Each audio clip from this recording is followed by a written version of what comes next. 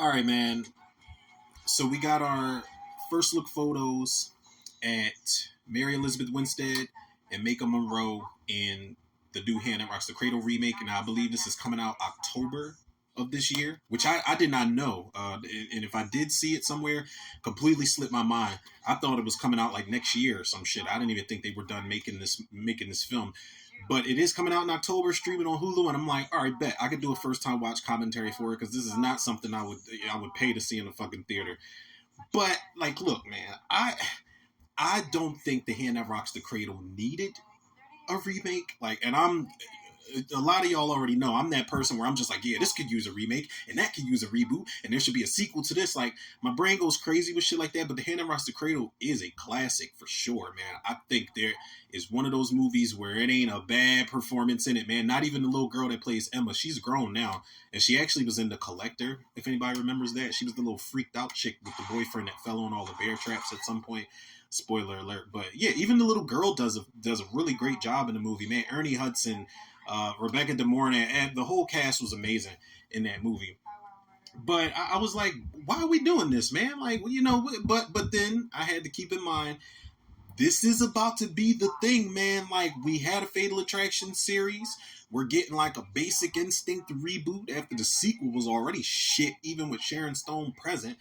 The Cape Fear, and I at first I was like, I don't care if Scorsese and Spielberg are working on it. I don't want to see a Cape Fear reboot TV series, remake TV series. But then they said Javier Bardem was playing Max Cady, and I'm like, sold. So I definitely want to see what that is hitting for, just for that alone. But this is I'm telling y'all, mark my words, man, this is going to pick up. We're about to see the resurgence of all of these 80s, 90s to late 90s thrillers, like the psycho stalker thrillers, the erotic thrillers. I feel like all of this is going to make a comeback, man. They're going to start bringing back shit like Sliver and shit like Pacific Heights and Single Wife. I think Single Wife Female is actually in development right now. So this is going to pick up, man. So don't be surprised when they're doing all of the 90s thrillers that were popping, or even the more slept on ones.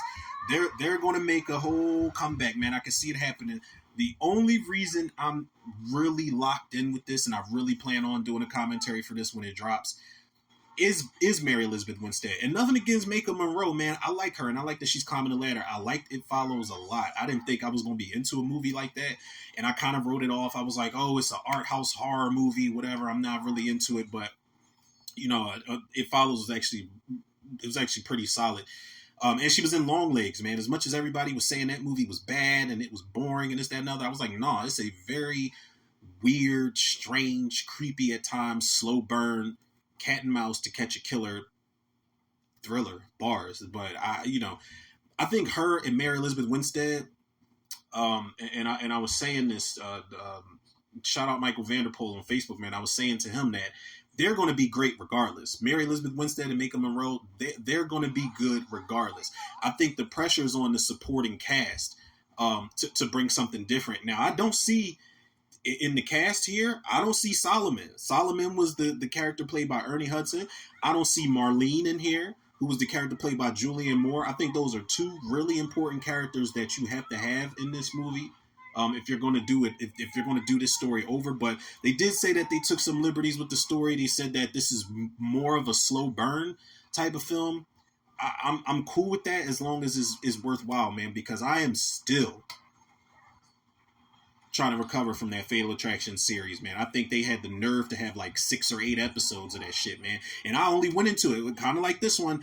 There was one main reason I was going into it, and that was Joshua Jackson. I'll watch anything Joshua Jackson is in, but then I'm like, all right, let me give Lizzie Kaplan the benefit of the doubt too. But they're not bad in that series, but I'm just like, God damn, man, y'all didn't even try to do something that was worthwhile. They did a couple little things that were different, and I was like, all right, this separates it from the movie, but you was better off not even touching Fatal Attraction. So let's hope that this is not the case with this here, where it's just like, oh my God, y'all didn't even try to do something original or different with this remake, man. Thank God it went to streaming services. Like, I don't want to have a bunch of bad shit to say about this. I can love an original film and give a remake or a reboot, direct, whatever the case may be. I can give that a chance and still have the same amount of love for the original film.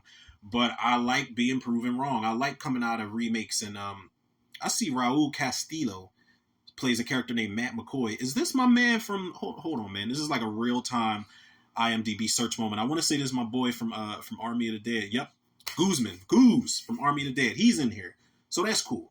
I guess I'll get more and more familiar with the cast as it goes on. But please put Solomon in here. Please put Solomon in here as a character, and please put Marlene in here as a character. I need that. And if you're going to recreate one scene in this movie, please recreate the scene where Peyton goes up to the school and finds Emma's bully and twists his motherfucking arm around and she threatens to rip his fucking head off and like, please. Because that kid, Russ, couldn't stand him. Please have that moment in there. That's all I'm asking y'all.